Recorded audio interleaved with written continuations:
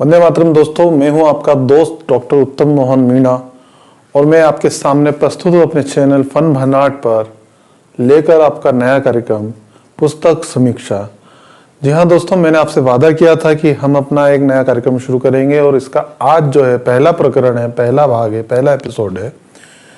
आज के पहले इस एपिसोड में हम बात करेंगे जिस पुस्तक की, उसका नाम है दिल्ली पर भगवा फहरा दो। जी दोस्तों, बिल्कुल ये जो बुक है इसे आप देखिए, दिल्ली पर भगवा फहरा दो। मैं जब इस कार्यक्रम को शुरू करने के लिए मैंने जब विचार किया कि सबसे पहली पुस्तक मैं कौन सी चुनूं, तो मैंने तय किया कि मैं उसी पुस्तक का समीक्षा सबसे पहले करूंगा जिसको मैंने अपने जीवन में लगभग आज से 15-17 साल पहले सबसे पहली बार मैंने पढ़ा था और इसी पुस्तक से मैं अपनी यात्रा की शुरुआत इस नए एपिसोड की करने वाला हूँ। जी हाँ दोस्तों, दिल्ली पर भगवा फहरा दो। जैसा कि इसके इस नाम को सुनते ही हमारे रोंगटे खड़े हो जाते हैं, हमारा मन प्रसन्न हो जाता है, मन पुलकित हो जाता है। तो सबसे पहले मैं आपको बता दूं, इस पुस्तक का नाम है दिल्ली पर भगवा फहरा दो। इसके लेखक है राम सिंह शेखावत। जी हाँ, वही स्थापित नाम जो भारतीय वाङ्मय, भारतीय संस्कृति, राष्ट्रवाद, श्री राम और भारतीय नारियों के ऊपर एक स्थापित हस्ताक्षर है साहित्य के जगत के। इस पुस्तक को प्रकाशित किया हिंदू विचार प्रकाशन इंदौर ने। 150 रुपए इसकी सहयोग राशि है, जिसे हम मूल्य कह सकते हैं, वो रखी गई है और 201 पेज इस पृष्ठ संख्या इसके अंदर है। चलिए दोस्तों, बात करते हैं पुस्तक की जो श्रेणी, किस प्रकार की श्रेणी के अंतर्गत हम इसको रख सकते हैं, फिक्शन और नॉट फिक्शन। ये एक औपन्यासिक, कुछ काल्पनिक संवादों का भी इसमें उल्लेख है जो भावनात्मक दृश्यांकन करते हैं, जो दिल को छूती है बातें कि एक माँ अपने पुत्र से आग्रह कर रही है कि मुगलों की सत्ता को मिटा दो, तो वो जीजा माता का और शिवाजी का संवाद कैसा है, या वो अपने पिता को और अपने पति को लानतें देती हैं कि वो किस प्रकार से मुगलों का सहयोग कर रहे हैं जबकि उनको हिंदुओं का राज्य स्थापित करना चाहिए। तो ये सारे संवाद जो हैं ये फिक्शन में लिखे गए हैं। लेकिन दोस्तों, दूसरी ओर ये इसमें समय समय पर जगह जगह पर रेफरेंसेस कोट किए हैं, लेखक ने संदर्भ दिए हैं और उन संदर्भों का उल्लेख किया है। विभिन्न इतिहासकारों और इतिहास की प्रमाणिक पुस्तकों से जो उद्धरण है वो लिए गए हैं। तो इसलिए हम इसको एक नॉन फिक्शन भी कहेंगे और इस रूप में ये एक फिक्शन और नॉन फिक्शन हिस्टोरिकल बुक है।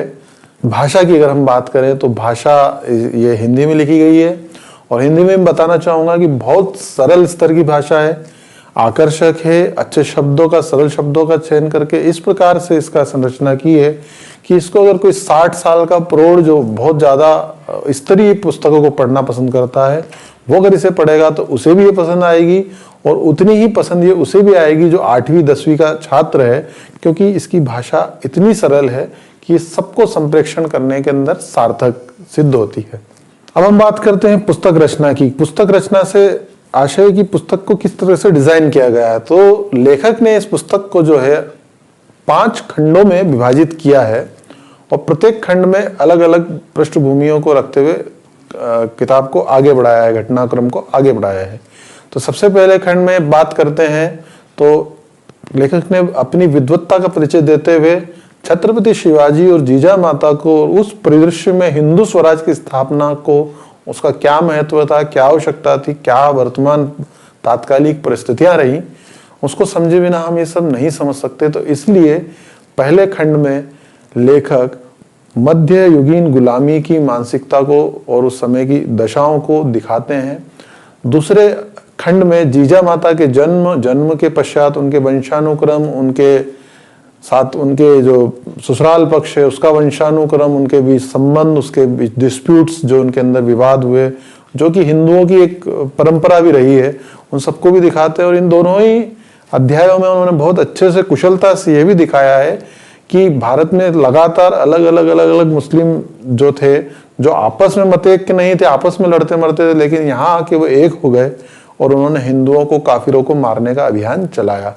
लेकिन हिंदू जो है वो एक ही रक्त समरक्त होते हुए भी, एक ही संस्कृति को मानने वाले होते हुए भी, एक ही परिवार के होते हुए भी और वो जरा जरा सी बातों में आपस में लड़ मरते थे और ये हमारी कमजोरियां थी।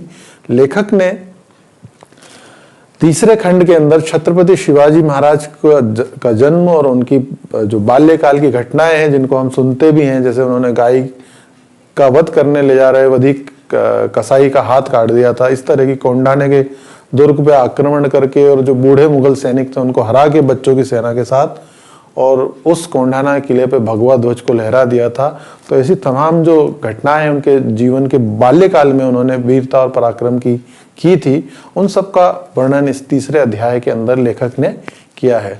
चौथा अध्याय एक बहुत विस्तृत अध्याय है, सबसे बड़ा अध्याय है, और इस अध्याय में उन्होंने शिवाजी का संघर्ष और बहुत सारे युद्धों का उल्लेख किया और इन युद्धों के अंतर्गत उन्होंने जो युद्ध किए और किस प्रकार से जीते हारे, किस प्रकार की उनकी स्ट्रेटेजी रही, रणनीति रही, डिप्लोमेसी रही, उन सबका उल्लेख करते हुए उनकी संधियां किस प्रकार से हुई और दुर्भाग्यजनक हार हुई। उस हार के बाद उनको अपने राज्य का कई सारा हिस्सा मुगलों को देना पड़ा और उनके मुगलों के अधीन कुछ समय रहना पड़ा। उसके पश्चात धोखे से उनको किस प्रकार से बंदी बना लिया गया और वो किस प्रकार चतुराई से वहां से निकल भागे, किस प्रकार से राजपूत कुंवर राम सिंह का उन्होंने सहयोग लिया, किस प्रकार से 36 साल जो मुगलों की सहयोग के लिए आए थे लेकिन उनको अपने वश में अपने पक्ष में करके मुगलों के खिलाफ बुंदेलखंड का शिवाजी बना के रख छोड़ा।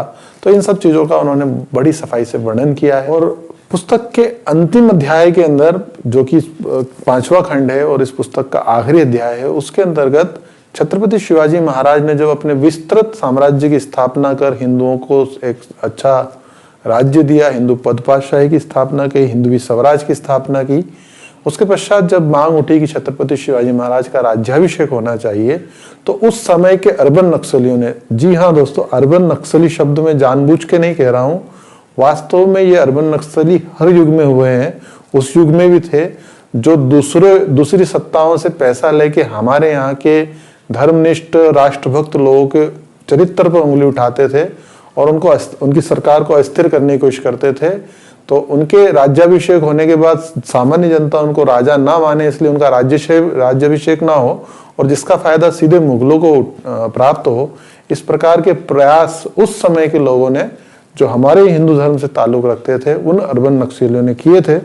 और इसका भी वर्णन उस अध्याय में हुआ और किस प्रकार से जीजा माता ने अपनी कुशलता से और अपनी निपुणता से छत्रपति शिवाजी महाराज का राज्याभिषेक कराया, उनको छत्रपति सम्राट घोषित किया, ये सारा वृत्तांत यहाँ मिलता है। और आखिरी में जब शिवाजी कुछ समय के लिए स्थिर हो गए, उन्होंने कोई अभियान नहीं किया लगभग 3.5 साल, और इसी दौरान मुगलों द्वारा काशी विश्वनाथ बाबा का मंदिर तोड़ दिया गया, तो जीजा माता ने किस प्रकार से उनको ललकारा था, उनके अंदर सोए हुए हिंदू को फिर जगाया था उस शेर को, वो संवाद है। उस संवाद के पश्चात छत्रपति शिवाजी महाराज की माता जीजा माता का देहावसान हो जाता है और उस अवसान के पूर्व का जो आखिरी संवाद माता पुत्र के बीच का है, वो इस पुस्तक का आखिरी संवाद है, जो दिल को छूता है, जो आंखों को नम कर देता है, जो सोचने को मजबूर कर देता है। और अचानक से पुस्तक खत्म हो जाती है।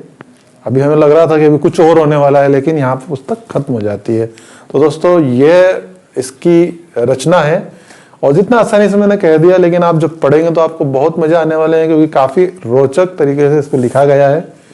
अब मैं बात करता हूँ कि किन किन लोगों को ये पुस्तक पढ़ना चाहिए या क्यों ये पुस्तक पढ़ना चाहिए, क्या इसकी विशेषताएं हैं। तो सबसे अच्छी विशेषता तो यह है कि एक ही पुस्तक में माता और पुत्र दोनों का जीवन चरित्र इसमें दे दिया गया है, तो सबसे बड़ी विशेषता तो यही है। दूसरी बात, बिल्कुल निडरता से उन्होंने जरा सा भी सेक्युलरिज्म जैसा पाखंड नहीं रचा। लेखक ने बिल्कुल निर्भीकता से, बड़े साहस से जो घटनाएं उनका यथावत वर्णन किया है। तीसरी इस पुस्तक की सबसे अच्छी बात है कि इसकी भाषा बहुत सरल है, हर किसी व्यक्ति को ये समझ में आएगी। और इसमें एक अच्छी बात यह है कि लेखक ने तात्कालिक परिस्थितियों में से लेकर वर्तमान प्रसंग तक भी किस प्रकार से कौन से लोग कितने विश्वास के योग्य हैं, इसका यथोचित उदाहरण देते हुए वर्णन किया है।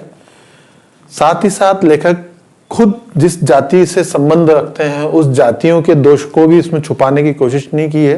ये बड़ा साहसिक काम उन्होंने किया है कि जहां पे जिन लोगों ने जो गलतियां की उसको उन्होंने गलत बताया है। ये बात करते हैं कुछ कमियों की, चूंकि हम समीक्षा कर रहे हैं तो कुछ ना कुछ कमियां तो निकालनी ही पड़ेगी। वैसे पुस्तक में कोई कमी नज़र नहीं आती है दोस्तों, लेकिन चूंकि एक समीक्षक को वो भी करना पड़ता है, तो क्या इसमें कम रह गया वो भी मैं बताऊंगा। इसमें कुछ गलतियां तो नहीं है, लेकिन कुछ कमियां रह गई। जैसे सबसे पहले हम बात करें तो इसमें ग्राफिक्स जो हैं वो काफ़ी हल्के स्तर के लिए गए हैं। जो फोटोग्राफ्स दिए हैं काफ़ी अच्छे ग्राफिक्स इसमें यूज़ किए जा सकते थे। दूसरा, इसका हार्ड बैक बनना था, पुस्तकालय एडिशन जिसको बोलते हैं, वो भी इसका बनना चाहिए था, वो इसका नहीं बन पाया। तीसरी इसकी कमी मुझे नज़र आई कि इसमें ISBN नंबर हमें नहीं मिला, जो इसको एक इंटरनेशनल स्टैंडर्ड्स की बुक बनाता है, तो वो इसमें नहीं था।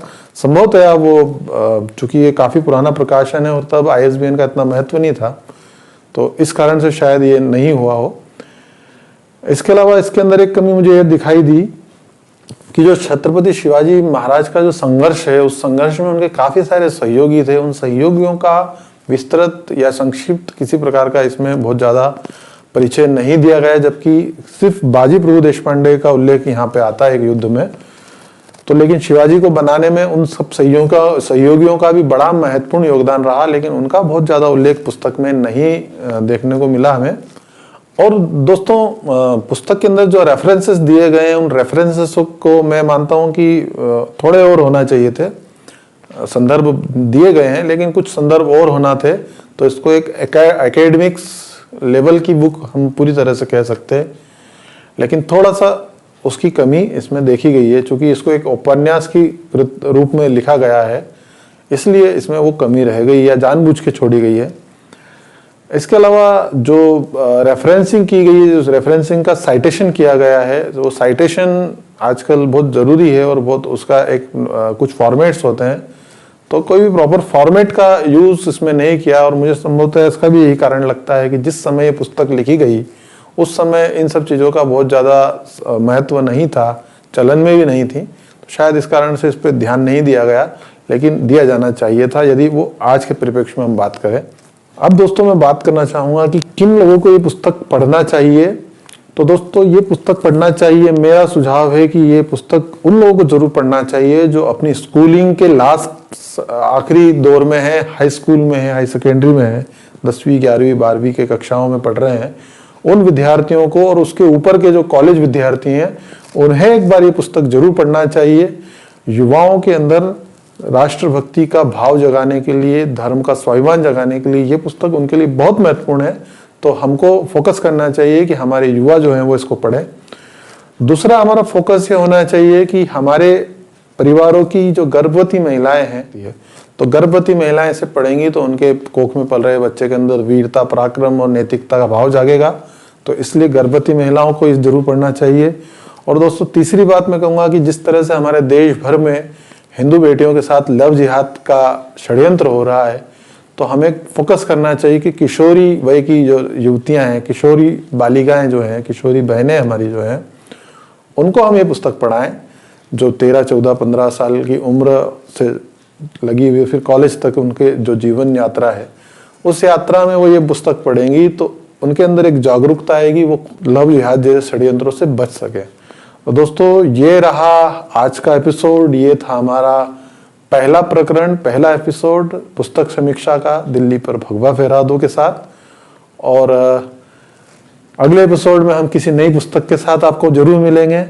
अगर दोस्तों आपने अभी तक हमारा चैनल सब्सक्राइब नहीं किया है तो प्लीज़ कर लीजिए। अगर आपको हमारी नोटिफिकेशन प्राप्त करनी है ताकि आपको हमेशा हमारे कोई वीडियो मिस ना करें, तो नोटिफिकेशन के लिए बेल आइकन को आप दबा दीजिए, घंटी वाला बटन। और दोस्तों, यदि आपको ये वीडियो पसंद आया, इसमें कुछ कमी नज़र आई, तो अपनी प्रतिक्रिया कमेंट बॉक्स में जरूर लिखें। यदि दोस्तों आप चाहते हैं कि हम किसी एक पर्टिकुलर आपकी पसंद की पुस्तक की समीक्षा करें, तो आप कमेंट में उस बुक के बारे में लिखें। और दोस्तों, यदि आप में से कोई बंधु हमारे किसी बुक की रिव्यू खुद कर सकते हैं और हमारे इस चैनल पे अपना वीडियो प्रसारित करना चाहते हैं और अगर अपने विचार की कोई पुस्तक की वो समीक्षा करेंगे, तो हम उनका भी स्वागत करेंगे। उसके लिए भी आप बुक में, आप कमेंट सेक्शन में हमें संपर्क कीजिए, हम आपसे संपर्क करेंगे दूरभाष पे। तो आज के लिए इतना ही है दोस्तों। नमस्ते, वंदे मातरम, जय हिंद।